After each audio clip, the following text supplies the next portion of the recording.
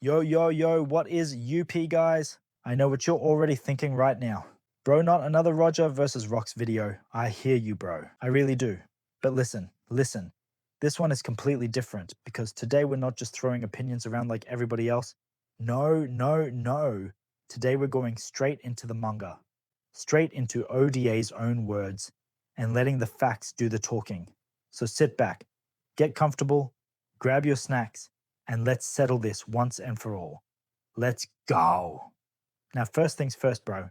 Before we even start comparing these two, we need to give Rox the respect he absolutely deserves. Because this man right here, was so unbelievably dangerous, so absolutely terrifying, that the world government, the most powerful organization in the entire One Piece world, erased him from history. Just let that sink in for a second, bro. They didn't just defeat him. They didn't just lock him up. They pretended he never existed. You don't do that to someone weak, bro. You don't do that to someone ordinary. You only do that to someone who genuinely scares you to your core. And look at who was in his crew, bro. Whitebeard, Big Mom, Kaido, the future Yonkos, the most terrifying pirates in One Piece history, were just crew members under Rocks. That is absolutely insane when you think about it. So yeah, Rocks was a certified monster. No debates, no arguments.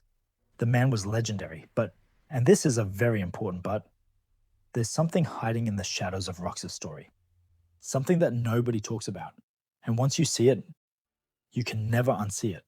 So here is where things get really interesting, bro. Are you ready?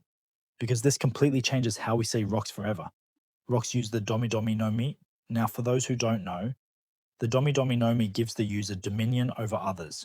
Basically, control, domination, taking power from others. Sounds amazing, right? Sounds absolutely broken, right? But here's the thing, bro.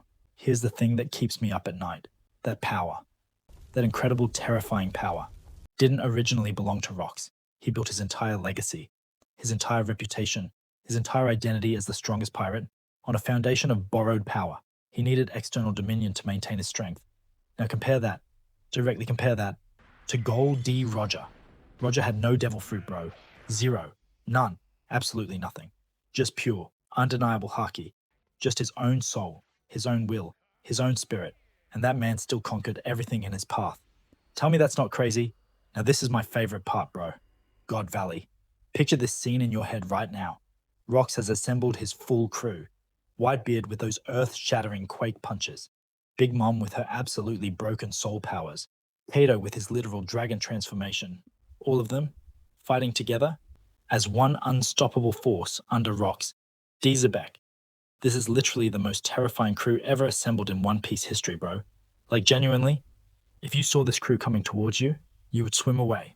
And who shows up to stop them? Just take a guess. Go on. Roger and Garp, that's it. Just two men against literally the most dangerous crew ever assembled, and they won, bro. They won. Now I know what the Rocks fans are saying. But Garp helped. It wasn't just Roger. And yeah, you're absolutely right. Garp did help. 100%. But here's what Oda specifically wrote. Roger was the one who made the call. Roger was the one who led that charge. Roger was the one who faced Rocks directly. And Rocks, the most feared pirate in history, fell. If Rocks was truly stronger than Roger, how does that happen, bro? How? Now here is the evidence that absolutely no one can argue with.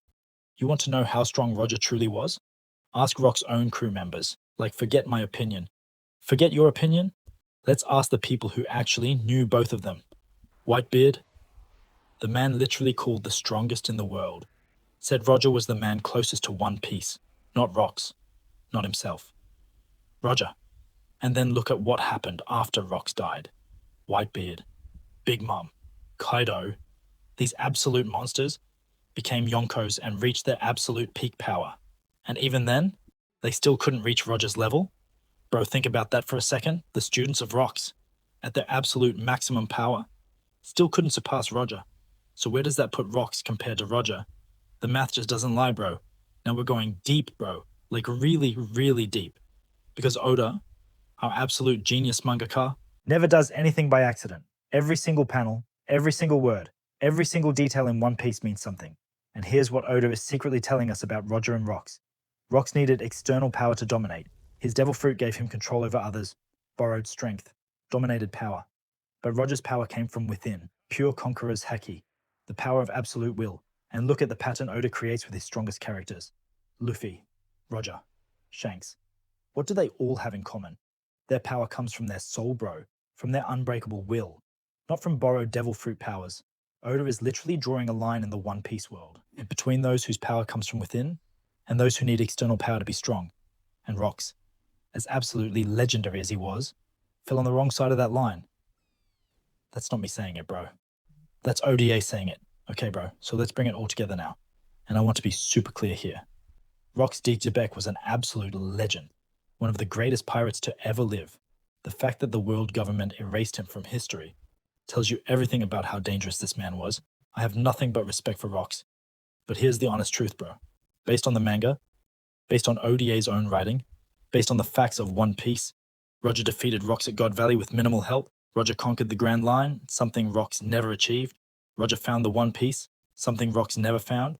Roger's power came from pure will, while Rox needed borrowed dominion. And Roger died, laughing, bro, laughing at his own execution, showing the entire world that his spirit could never be broken. That's not a man who was second best. That's not a man who was almost the greatest. That's the Pirate King. So yeah, bro. Based on everything Oda has given us, Roger was stronger than Rox. But hey, that's just what the manga says. What do you think, bro? Do you agree with the facts? Or are you still Team Rox? Drop Roger or Rox in the comments below. Let's get the biggest debate in One Piece community started. I'll see you guys in the next one. Stay strong.